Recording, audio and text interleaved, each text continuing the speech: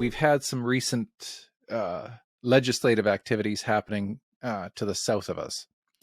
So I just want to see what your thoughts are. I think I can hazard a guess, but what are your thoughts of the U.S. Supreme Court overturning something like Roe v. Wade? I know you're not shocked to this, but I think it's very healthy.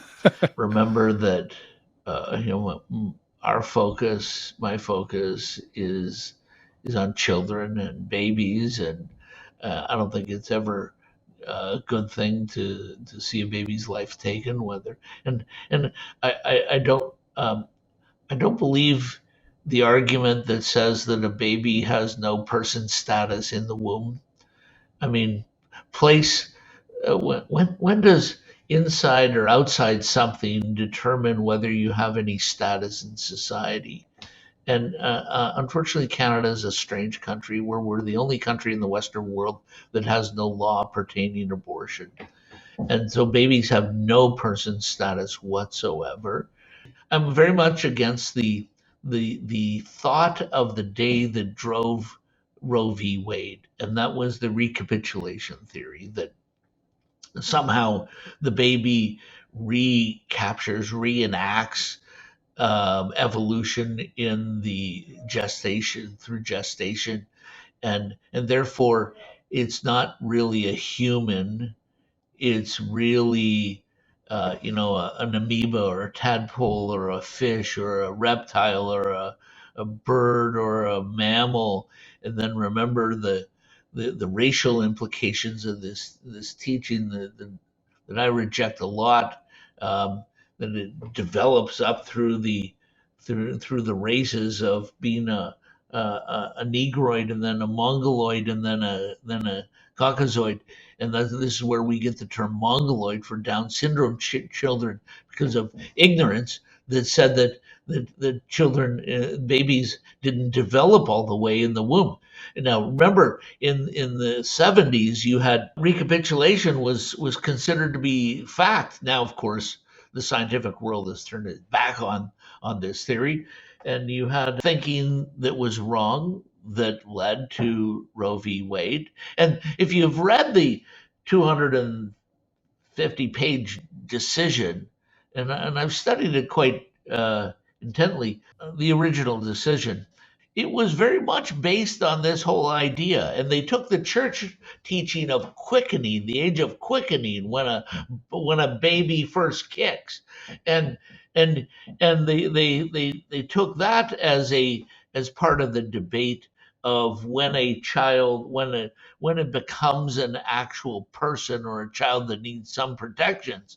And then it did something that is very strange, in that it said that it was somehow a constitutional right. Well, this is not a right in the U.S. Constitution, and that's what they decided now to correct that.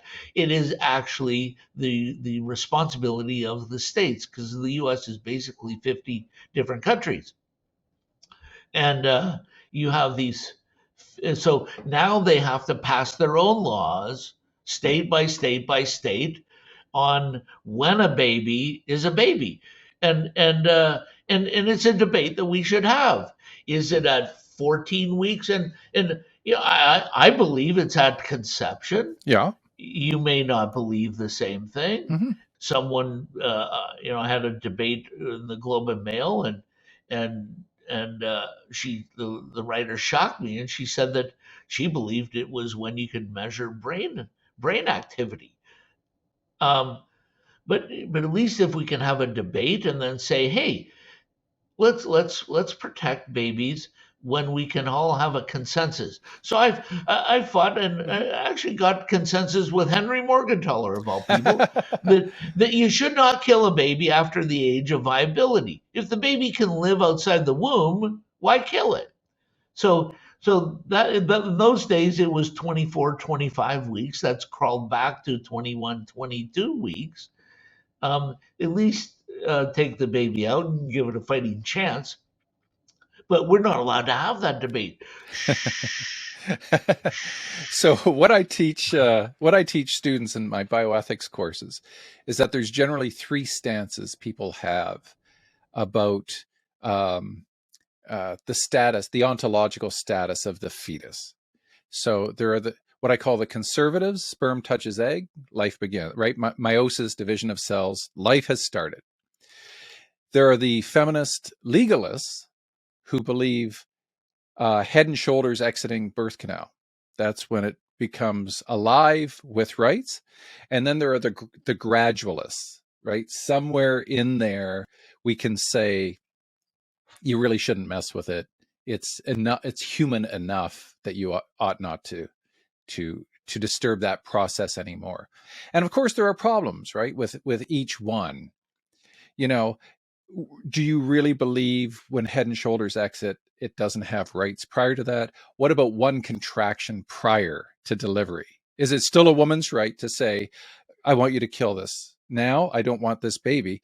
This is called logical entailment. If that's what you actually believe, that a growing organism doesn't have rights until head and shoulders have exited birth canal, what you have to do then is say, fine, let's move that back just a bit.